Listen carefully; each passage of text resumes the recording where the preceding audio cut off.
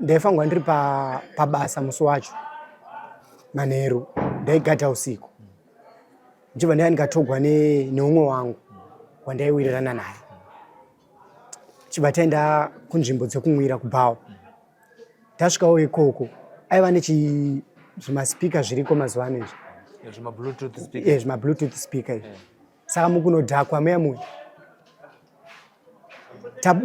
takubuda mataimwira muya tenge tangofamba almost tichibva panzvimbo yataimwira tenge takafamba almost 200 meters kubva ipapo ndo pakabva tanga kuti ndashayiwa spika rangu handichariona ndiwe wadi ndiwe watora. Tatanga kutonetsana pepa takutonetsana tikatanga kutodi kurwa ndo pakazosvikawo vanhu vemutemo maporisa ndokutotibata. Saka mukunogwa muya ndakamurova nehalf brick nechitina apa achibva aitita injari. Saka patikanovharigwa kumaporisa ndo pavakabva vati bvisai mafaindi because manga muchiita public fighting. Iniwo muhomwe mangu ndasina mari iye ndokubudisawo mari achibva abhadhara faindi ini ndikashayiwa munhu akandibhadharirawo faindi.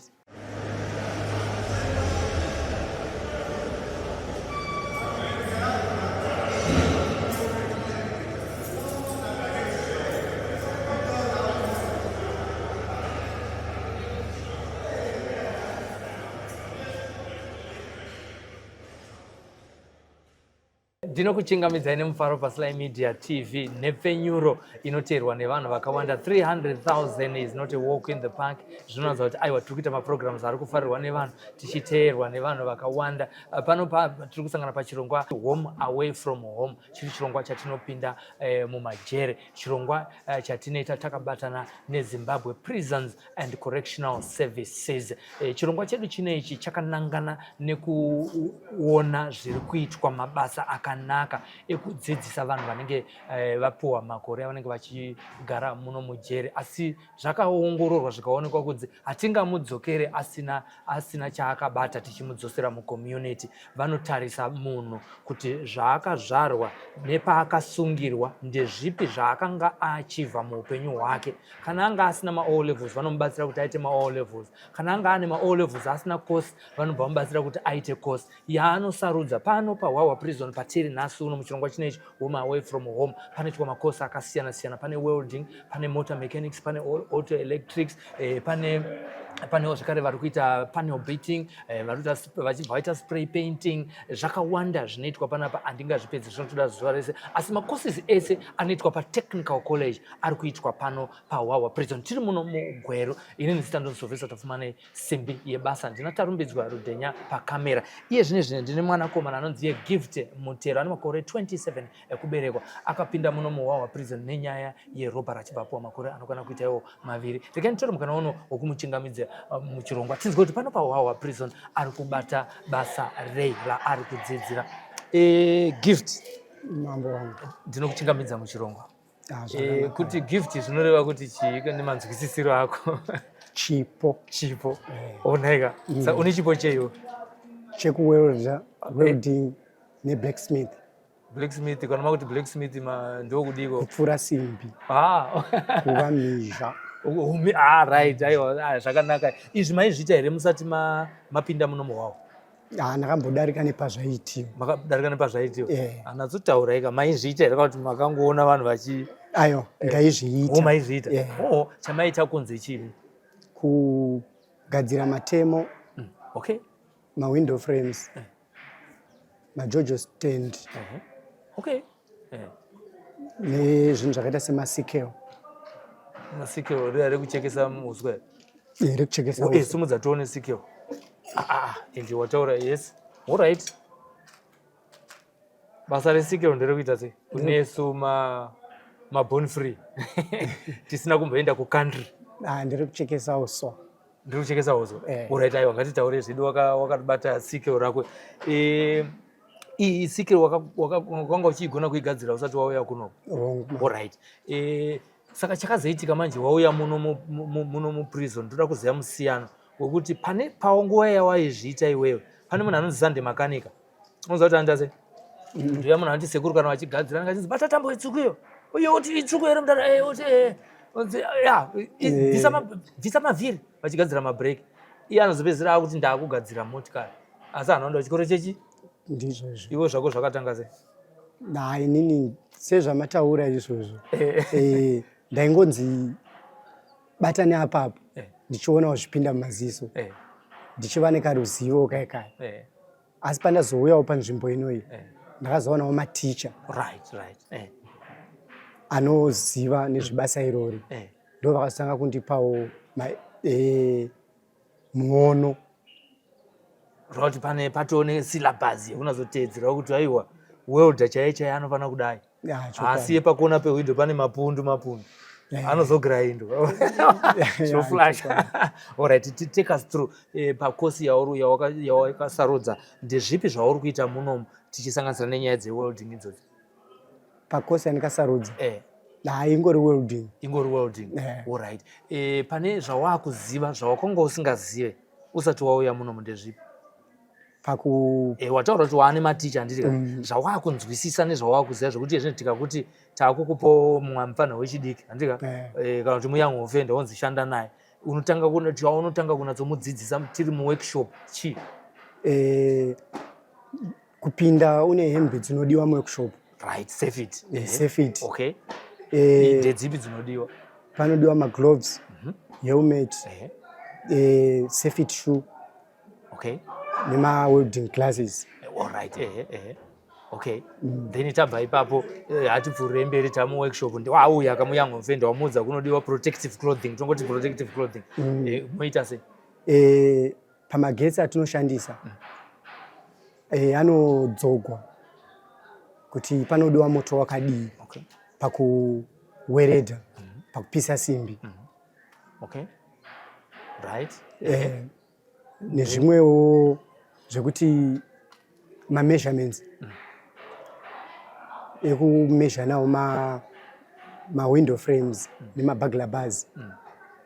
Isusuka kumba tongoti ndoda window rakadai so zvinoshanda here? Hazvishandi. Sei? Ndoda ndenchida ndikuda rakadai. Pange pachidawo ma-measurements. Ndoda door frame rakandipfuura randokwanisa kupinda.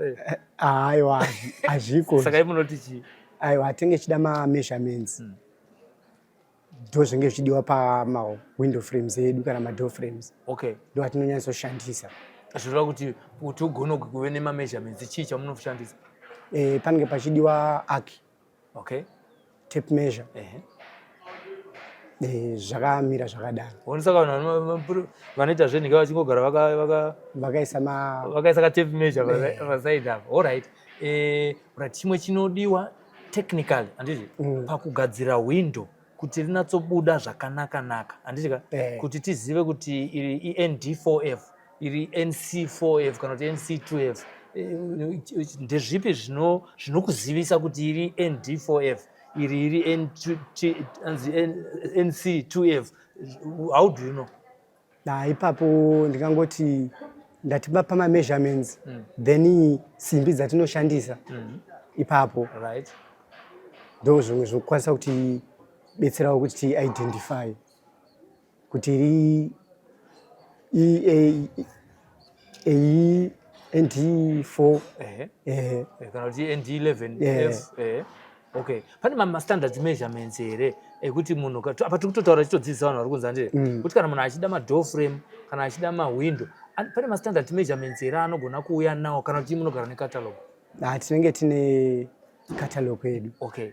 Some catalog yeko ma-window ese anoshandiswa kana kuti padzimba nepama-workshop nechi anenge arimo imo? Anenge arimo imo. Alright. Saka chii chatinowana pacatalog?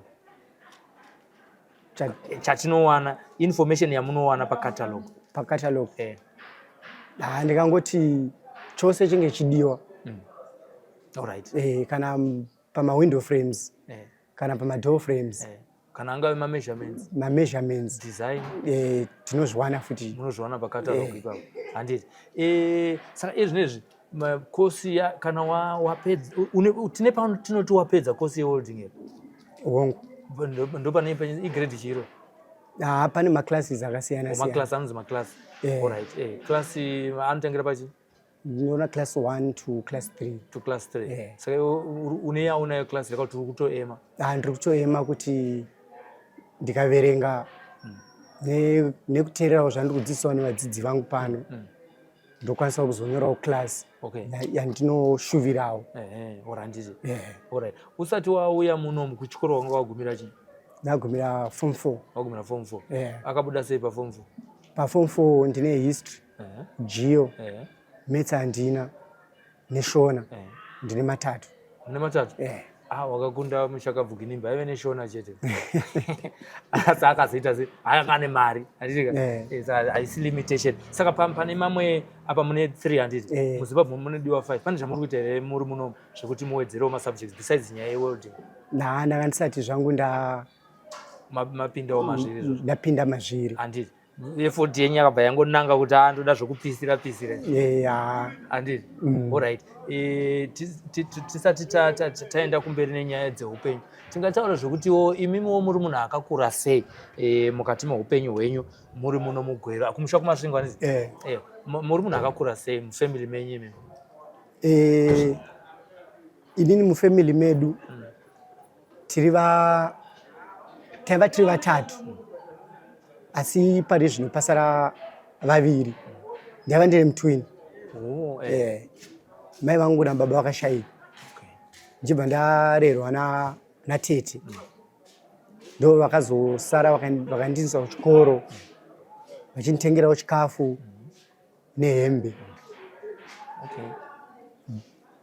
Ndapedzawo chikoro ndichibva vanditsvakira basa. Ndaiva ndiri musecurity guard. Ndiri musecurity guard pandingazoitawo nyaya dzangu semunhu angava nemhuri nemukadzi nemwana varipo panze, ndo kamuraramiro kandakaita ndizosungwawo ndivewo pano. Tibva tapinda munyaya yekusungwa iyo, makasungirwa nyaya yerobhari. Chii chakaitika?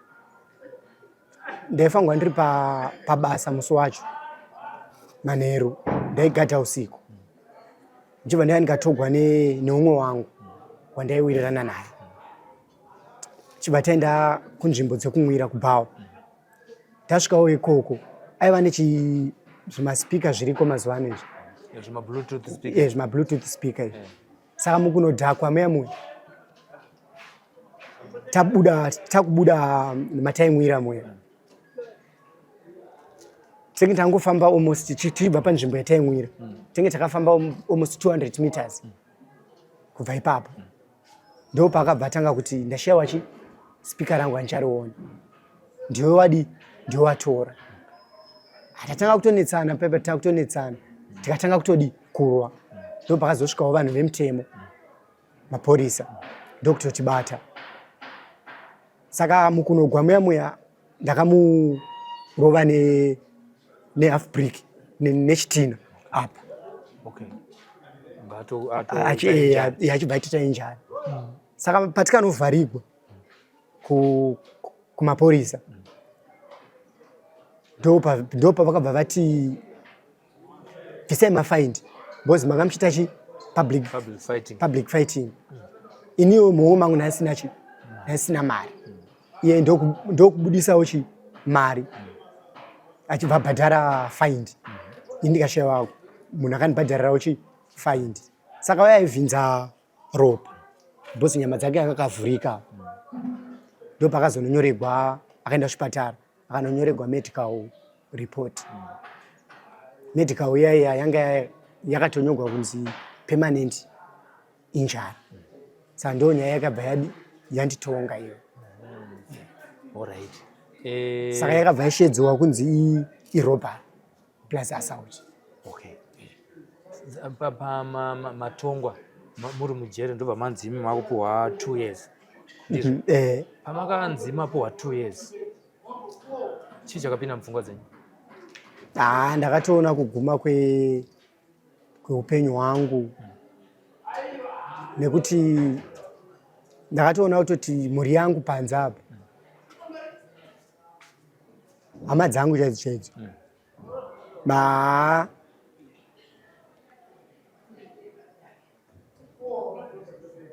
handizivi nemudzimai wangu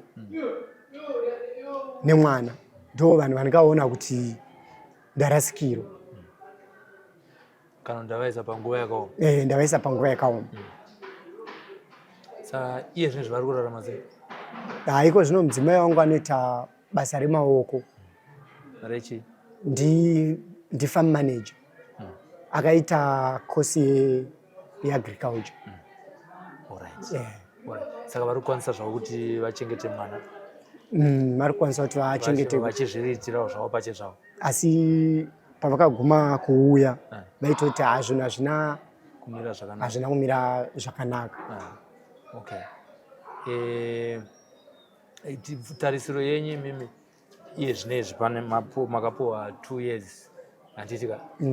Tarisiro yenyu ndeyekuti kana muchinge mabuda nezvamadzidza iye zvinezvi muri munomu zvamadzidziswa nanasekuru nanambuya ndeyekuita sei? Wani kunetsana nevanhu handichanetsani nevanhu. Ndakudawo kuti ndiwanewo pangu pandinotiwo ndakushandira ndichigadzirawo zvinhu zvevanhu kuti ndiwanewo mari yekurarama. Musati mauya munomu pane zvamaimbota muchigadzira majojo tengisa mastenzi chichi zvese izvozvo maiita nevamwe maisenzera vamwe here kuti zvazviri papari penyu? Ndaisevenzerawo vamwe. Alright. Asi pfungwa yenyaya yekuti kana ndikabuda neruzivo rwamanaro nditangirawo pangu zvingaita kuti munhu atange kunzi atone workshop yake pamba tomboti kubackyard vanoti kubackyard zvii ndezvipi zvinodiwa? Panodiwawo welding machine, grinders, marodzi metal simbi dzekupisirawo. Then yo magetsi. Alright, panofanira pane magetsi. Alright. Kana pasina magetsi hapana nyaya yewelding? Hapana nyaya yewelding. Alright. Saka aiwa zvinopaka. Alright, mwangada kubvunza kuti pane pamunganotangira here pekugara? Kana tati zvinero zvapo, pane here pamunogona kuzonogara muchiita sei? Muchitanga workshop yenyu yekubackyard. Tombotanga nekubackyard. Nekubackyard. Pane musha here, pane pamba here pekunotangira mugwero? Ndinenge ndakutoenda kumusha kumasvingo. Kumagetsi anozowanika here? Panenge pakutodiwa generator. Pane pado une generator unogona futi kuningira? Unotanga kuweld. Kana pane munhu ari kuda kuti akupinzei basa paworkshop yake panoitwa zvinhu zvese zvamava muchitaura izvi? Ndozvikamuchira. Unozvikamuchira. Alright. Kune vanhu vanotarisira munhu apinda mujere pasi kuti uyu munhu hatingamutrust. Vanhu vakadaro ungavati tichitarisa nezvawadzidza zvawaona mujere. Handi mamusati mapinda mujere? Makatanga kupinda zvinezvi? Pfungwa yenyu musati mauya musati mapinda mujere maiona jere sechinhu chakaita sei? Sechinhu chakashata. Saka izvoni makuchiona sechinhu chakaita sei? Jere rakanaka nekuti uri panze unenge uchiita dzimwe mhosva chero wako usingabawe asi unenge uchiita dzimwe mhosva dzaunenge usingatoziviwo kuti tiri kuita mhosva. Asi kana wazopinda mukati ndopaunozodzidza zvizhinji. Wapinda mukati nekukura unokura. Tingati pane zvamakadzidziswa zveupenyu nanasekuru nanambuya, ndezvipi zvimwe zvamakabata kuti izvi zvandifanira kuzisiya muupenyu? Kuzvishandira kwakakosha. Vanambuya vanotidzidzisawo kuti nanasekuru chunje munhu achitorwa. Zvishandire ndo vakazoti chuzawo kuti kuno kuti zodi kuno workshop tizodzidzawo. Handizvi? Alright. Kuna natete vakakuchengeta izvi ndizvo handizvi? iye zvinezvi pamwe vari kutonyara nezvakaitika izvozvi. Mashoko enyu kwavari ndekuti ndakachida kutiwo pane zvimwe zvandaimboitawo nekusaziva neudoko iko zvino ndavawo munhu mukuru ndoda kuti vandiregererewo handichafi ndakazvidzokorodza zvekare. Kune munhu uyu wamakaita ndeo nayo wamakarwa nayo, mashoko enyu ndekuti chikwari ndekuti andiregererewo semunhu wandikakuvadzawo, semunhu wakashayiwawo zvinhu zvake, andiregererewo nekuti akandionawo asandifungire mweya wakashata. Zviwira vanhu zvinowanikwa mukurarama, ngandiregererewo. Mukoma Gift, tichipedzisa hurukure yedu inei, pane here zvimwe zvinhu zvamusati mamboita open up kunana gogo kana kunana sekuru ana mbuya vari munomu kuti izvi zvinondinetsa mumwoyo mangu inini asi handisati ndambowanawo kuzvitaurira? Yawo zviripo asi handisati ndambovataurira. Taura inini. Kuhama uku hama dzakatoramwa. Hama dzakatonzi kutoramwa chaiko, nekuti pamwe pamavhiziti ipapa munhu akangouya kunoku mudzimai wangu nemaworkmates andaishanda nawo, ndo vanhu vakangoguma kuuya kunoku. Mazuva andatosungwa ndichiuya kunoku ndokutoguma kutoonana. Saka mashoko enyu kwavari ndeyekuti kudi kune hama idzi dzisiri kukuonai dzakakuramwa idzodzi? Handina hangu mashoko akawanda hangu andingataura, asi zvandoda ngotaura ndezvekuti chandingavatadzira handichizivi. Handina chandokwanisa kuti ndakavaitira chakashata muupenyu. Imi shuviro yenyu ndeyekuti ukama hwenyu huite sei? Ukama hwedu huve chunhwani, because kana ndakatovatarisa ivavo ndaitoti ndivo vana mai vangu, asi vakabva vatondifuratira.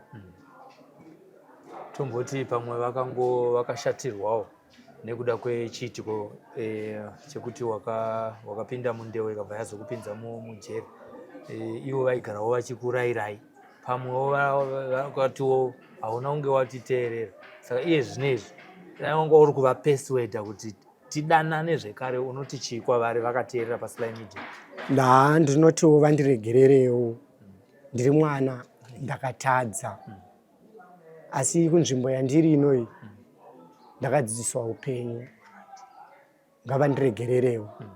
Handichafi ndakazvidzokorodza futi. Tinotenda. Pachine zvimwe here zvasara? Hapachina. Handiti. Mukoma Gift Mutero, tinoda kukutendai nekutiwanisa mukana wekuti timbopindawo mumwoyo menyu nemupfungwa dzenyu uye nezvinhu zvamuri kudzidza pano paHwawa Medium Prison, tichinzwawo kuti zvikosi yamuri kuita aiwa muri kutarisira kuti iye zvinezvi maamurume ave equipped maakuda kuzotanga upenyu hwenyu. Tinotenda zvikuru kwazvo. Maita basa. Gift Mutero ane makore 27 ari muno muHwawa, ari kuwelda zvinhu zvaanofarira zvaari kuita nemwoyo wose. Ari kupa kutenda kunana sekuru vari muno muprison vanomubatsira nedzidziso dzeupenyu, kwete maskills chete, kuti munhu anofanira kugarisana nei zvakanaka sei nevanhu munharaunda yaanenge agere, akumbira ruregerero kwahama dzake. Ari kudawo zvikwanisiro zvokuti kana achinge abuda muno muprison mumubatsiro kana nekumupa basa rewelding raanonzwisisa, ringave kugadzira mawindow, madoor frame, matank stands nezvimwe zvakasiyana-siyana zvingangodawo welding. Nekudaro chikumbiro kwamuri zvekare mhuri yeZimbabwe, imi tinoziva kuti hamutinyadzise. Gift ari kubuda manje regai nditori mukana. Uri kubuda munaniwo?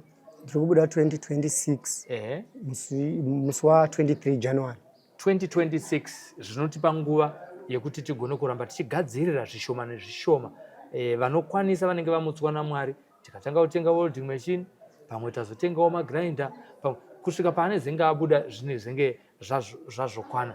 Ngatibatanei mukubatsirana kuumba upenyu hwehama neshamwari. Ndiani anoziya pamwe remangwana anogona kuzokugadzirira mawindo epamba pako, kana wazofunga zvekuvaka imwe imba uinayo, kana kuti haachazove munhu anofamba achikumbira mari yeschool fees yemwana wake nepamusaka pekuti anenge akuzvishandira, nokuti vanasekuru muno muprison vakavadzidzisa kuti munhu anofanira kurarama nesimba rake uye asingatore chinhu chemunhu. Saizvozvizvi ave equipped, ave empowered, akukwanisa kutanga zvinhu zvake kuti araramise mhuri yake, mukadzi nemwana nevachauya.